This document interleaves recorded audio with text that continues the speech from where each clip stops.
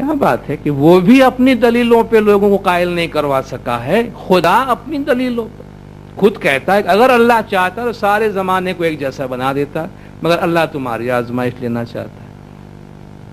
تو اگر اللہ آزمائش لیتا ہے، جب اللہ یہ کام خود نہیں کرتا تو ہم یہ توقع اور یہ تمنا کیوں رکھتے ہیں کہ جب تک ہم کسی کو قائل نہ کر دے تب تک ہماری دلیل کوئی دلیل نہیں۔ ایکچولی یہ جو ہمارا موقف ہے، یہ جو ہمارا اپروچ ہے، یہ درست نہیں ہے۔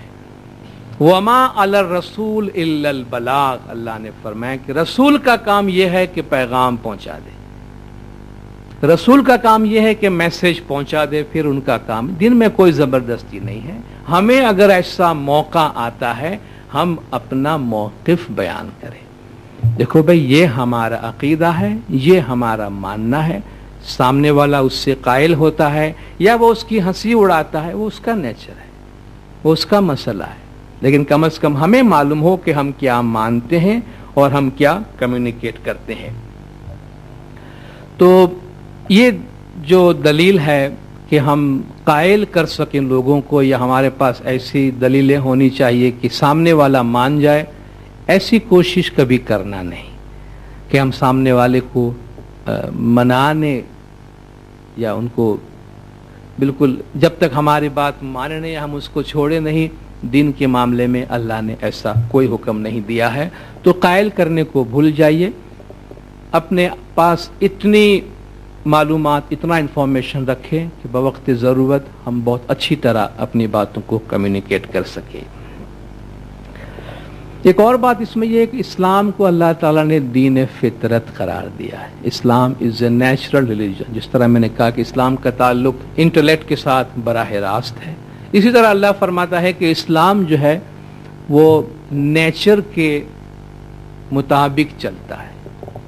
تو جس طرح نیچر میں تبدیلی ہے، ترقی ہے، گروتھ ہے، چینج ہے، اس طرح دین اسلام میں بھی ترقی ہے، تبدیلی ہے، گروتھ ہے، چینج ہے۔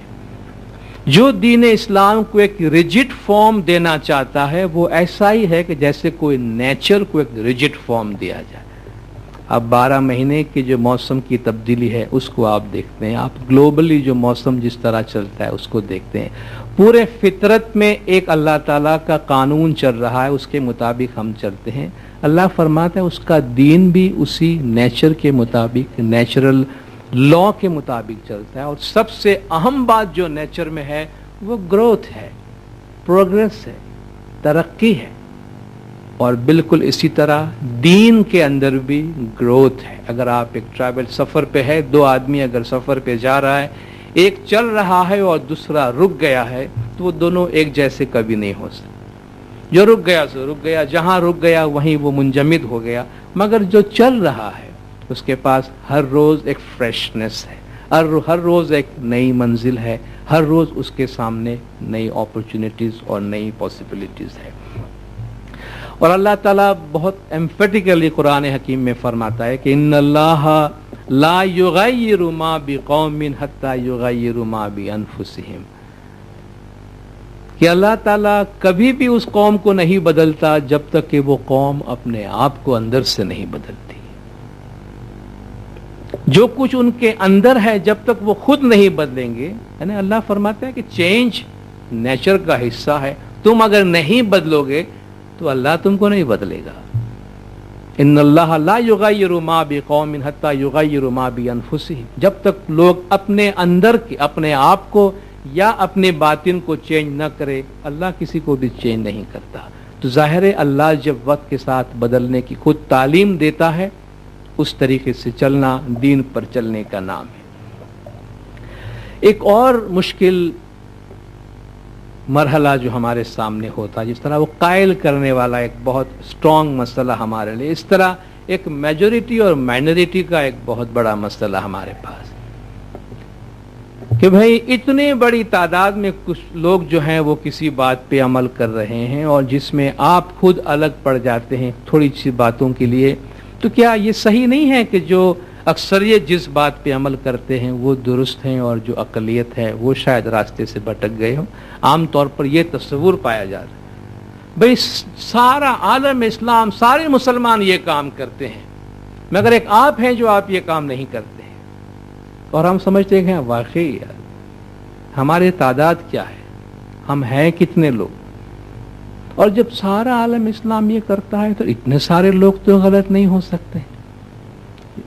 اور یہ بہت بھاری قسم کے ہتھیار ہیں جو استعمال کیے جاتے ہیں۔ ہم کبھی کبھی لوگوں کے پیر ہل جاتے ہیں۔ آپ کیا سمجھتے ہیں کہ ساری دنیا غلط ہے، آپ کو جو لوگ صحیح ہیں؟ لوگوں کے آرگیومنٹس، آپ اتنے گنتی کے چند اسماعیل آپ سمجھتے ہیں کہ آپ بہت عقل مند ہو گئے ہیں، باقی یہ سب بیوقوف بیٹھے ہیں جتنے لوگ کر رہے ہیں۔ اور واقعی لوگ غور کرتے کہ ہاں یار بات تو صحیح ہے، لیکن کیا دنیا بھر کے سارے مسلمان ایک ہی اسلام پہ عمل کر رہے ہیں؟ یہ صحیح ہے؟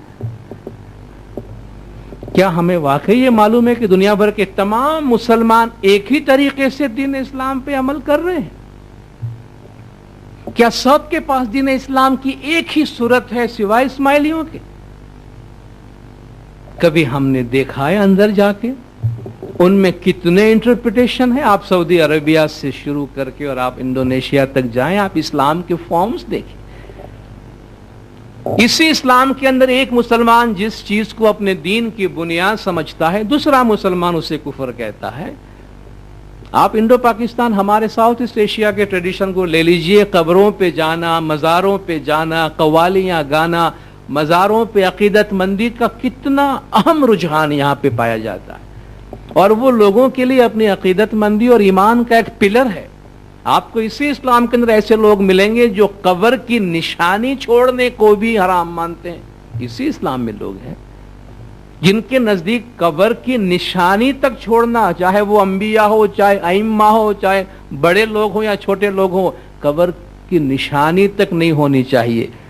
وہ بھی یہ انسپریشن کہیں سے لیتے ہیں، اور وہ لوگ جہاں ہزاروں لاکھوں لوگ جا کے جمع ہوتے ہیں، چراغاں کرتے ہیں، مہینوں گزارتے ہیں وہاں، ان کی عقیدت مندی ہے وہاں، جن پر شعراء شعر کہتے ہیں، قوالیاں گائی جاتی ہے، وہ بھی مسلمان ہیں۔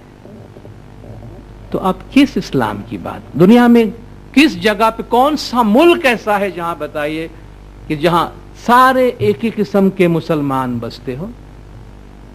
نہیں ہے ایسا۔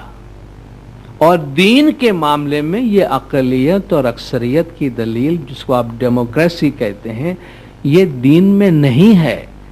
اگر ایسا ہوتا تو انبیاء کو اللہ مقرر نہ کرتے، عوام پہ چھوڑتے کہ آپ الیکشن کر لیجئے، آپ کو جو آدمی صحیح لگے اس کو پیغمبر بنا لیجئے۔ اگر اس وقت سارے دنیا کے مسلمان اٹھ کھڑے ہو، یا ساری دنیا، سارا زمانہ اٹھ کھڑے ہو کسی پیغمبر کے بارے میں کہ یا اللہ آپ نے اس کو پیغمبر اپوائنٹ کیا ہے، مگر سوری ہم ان کو ووٹ نہیں دیتے ہیں، ہم ان کو پیغمبر ایکسپٹ نہیں کرتے ہیں، تو کیا اللہ اپنا فیصلہ بدل دے گا؟ یا کیا اس کی پیغمبری ختم ہو جائے گی؟ اور اگر سارا زمانہ آ کر کہے خدایا ہم اس کو پیغمبر اپوائنٹ کرتے ہیں، دنیا کے 6 ارب انسان مل کر، تو کیا اللہ اس کو پیغمبر اپوائنٹ کر دے گا؟ تو کہاں گئی اکثریت اور کہاں گئی اقلیت؟ دنیا میں کون سا پیغمبر ایسا گزرا ہے جو آپ مجھے بتائیے کہ جو اپنے زمانے میں اکثریت میں تھے، ان کے پیروکار اکثریت میں تھے؟